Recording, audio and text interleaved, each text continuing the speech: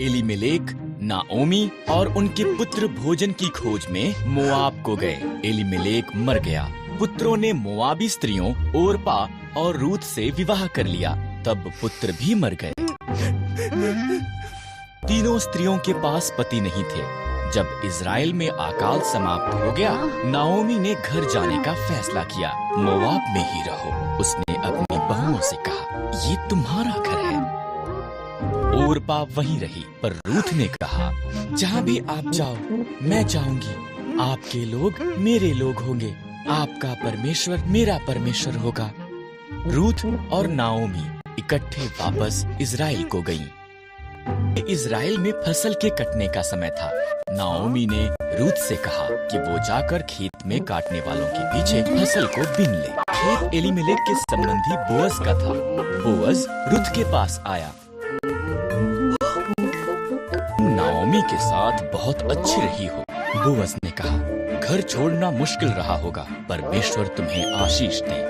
उसने रूथ को भोजन दिया और अपने जवानों को उसकी देख रेख करने को। रूथ ने नाओमी को बताया कि क्या हुआ था। नाओमी मुस्कुराई। जब कोई मरता है, उसका निकट संबंधी उसके परिवार की देखभाल करता है। वो व्यक्ति उनका निकटतम छुटकारा देने वाला संबंधी है। बोअज, इसलिए रूथ बोअज की निकट रही। वो हर दिन उसे और ज्यादा पसंद करने लगा। बोअज ने एलीमेलेक की जमीन खरीदी और नाओमी और रूथ की देखभाल की। तब उसने रूथ को उसके साथ विवाह करने के लिए कहा। रूथ से एक पुत्र ओबेद पैदा हुआ। ओबेद का पुत्र यिशै था। यिशै का पुत्र दाऊद था और दाऊद इज़राइल का महान राजा बन गया। इसलिए परमेश्वर ने रूथ को आशीष दी, ठीक जैसा कि बोअज ने प्रार्थना की। पहला पाप। पहले आदमी और औरत, आदम और हव्वा एक सुंदर बाग में रहते थे जो परमेश्वर ने उनके लिए बनाया था। पर शैतान एक धूर्त सांप की तरह आया और आदम और हव्वा की परीक्षा ली। क्या परमेश्वर ने तुमको सही में कहा, इन पेड़ों के फलों को मत खाओ? सांप ने हव्वा से पूछा। केवल बीज वाले पेड़ से, हव्वा ने जवाब दिया। अगर हम इससे फल खाएं तो हम मर जाएंगे। तुम नहीं मरोगे, सांप ने कहा। यहाँ पर एक कारण है कि क्यों परमेश्वर नहीं चाहते कि तुम इस पेड़ से खाओ।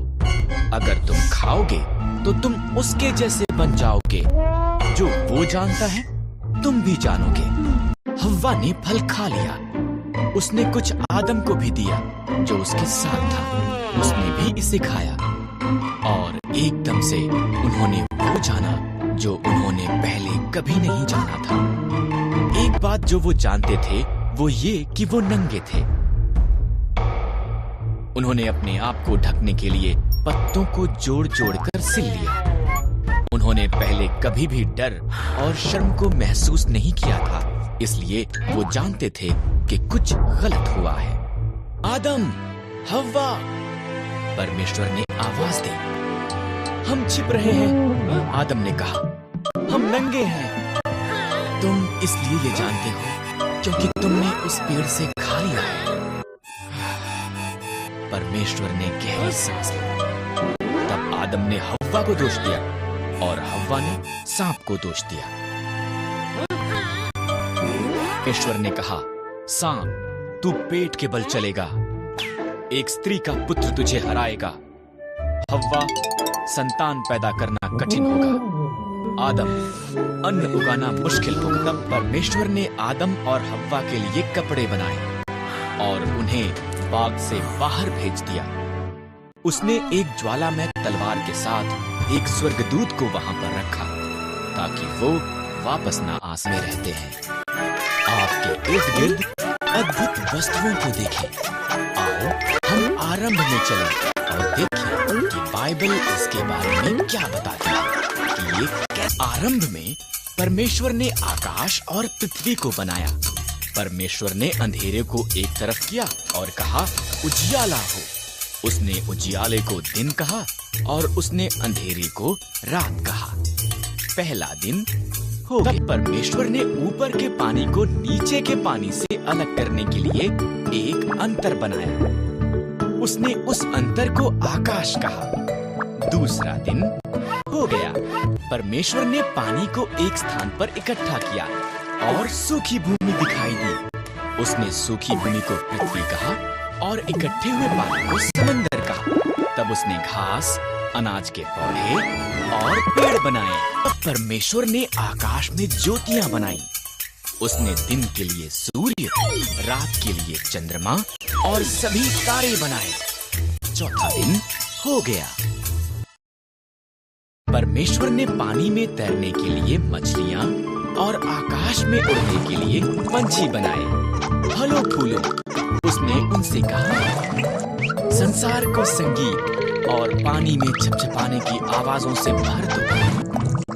पांचवा दिन इसके बाद परमेश्वर ने जानवर बनाए। उसने खेतों के जानवर, जंगली जानवर और जानवर जो भूमि पर रेंगते हैं को बनाया। अभी केवल एक और चीज बनानी है, परमेश्वर ने कहा। सब चीजों से विशेष अभी केवल तरह परमेश्वर ने आदमी और औरत को उसके स्वरूप में बनाया। फलों फूलों उसने कहा, संसार पर अधिकार रखो, मछलियों, पंछियों और जानवरों की देखभाल करो। छठवां दिन परमेश्वर ने सब कुछ जो बनाया था उसे देखा, ये बहुत अच्छा है, उसने कहा। इस तरह सातवां दिन उसने विश्राम किया और उस दिन को विशेष बनाया।